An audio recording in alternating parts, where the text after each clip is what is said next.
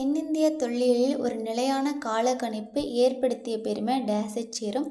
Option A correct answer. Mortimer Wheeler. Mortimer Wheeler ஒரு ஃபேமஸான ஆங்கிலேய தொல்லியலாளர்.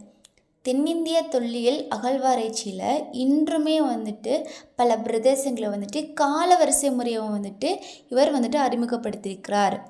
செகண்ட் ஒன், மண் மற்றும் மண்பாண்டங்களின் வண்ணங்களை டேஸ் வண்ண சார்ட் உதவியுடன் அறிந்து கொள்ள முடிகிறது.